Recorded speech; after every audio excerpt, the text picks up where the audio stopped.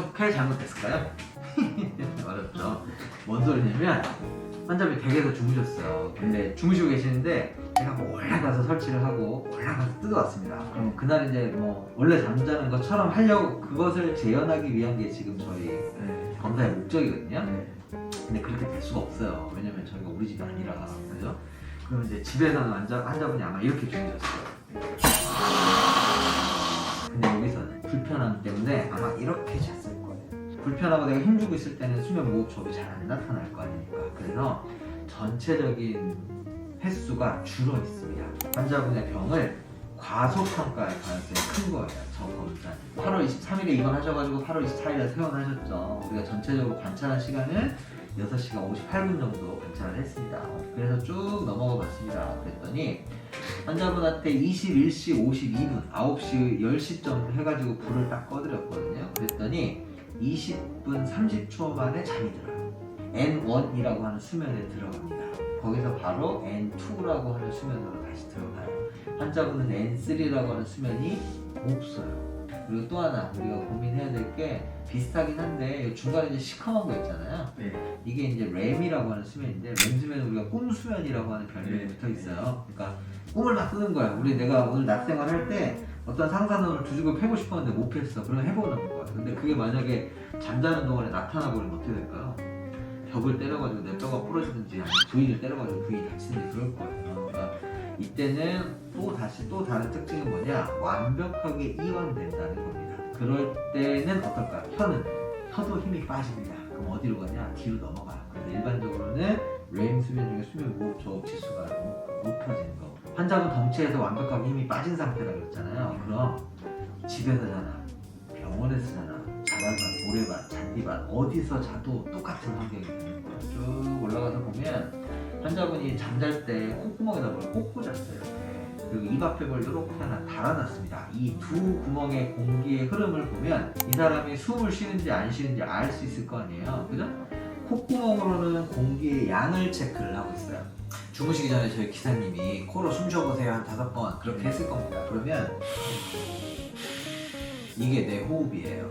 이게 30% 이상이 감소를 해요. 이런 식으로 들어오는 거겠죠? 앤드 손가락에 달려있었던 산소 포화도가 3% 이상 떨어져요. 그것을 우리가 저호흡 한 번으로 카운팅을 하는 거예요. 콧구멍으로 공기가 지나가지 않아요. 그런다고 해서 형 숨 안 쉰다. 가 아니에요. 왜냐? 입으로 숨 쉴 수 있잖아요. 여기다가 온도계를 이렇게 하나 달아놓은 겁니다. 코로 숨을 안 쉬면 얼른 입을 봐서 따뜻한 공기, 시원한 공기 여기 왔다 갔다 하면 되는 거거든요. 이제 요 두 구멍 다 공기가 흐르지 않아. 그러면 그때는 이제 우리가 무호흡이라고 할 거 아니에요. 말씀드렸던 저호흡과 무호흡은 공통적인 조건이 하나 더 필요하거든요. 뭐냐? 10초가 넘어가야 돼요. 환자분이 그런 무호흡이요. 주무실 때 444회가 발생을 합니다. 이것을 그럼 1시간에 몇 번 발생하냐 봤더니 1시간에 65.7회의 수면 무호흡 저호흡 지수가 나와요. 환자분은 중증이 훌쩍 넘어가요. 1분에 한 번씩 숨이 10초 이상 끊겨요. 근데 그럴 때마다 평균 시간도 구해놨습니다. 29초 동안.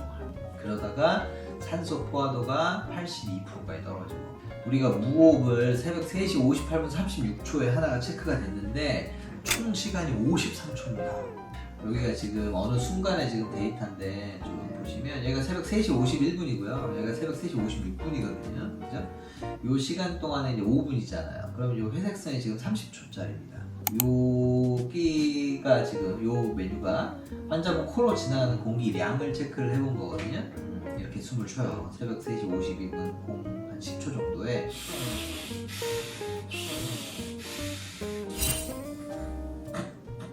그러면서 환자분이 산소 33.6초 동안 숨을 못 쉬어요.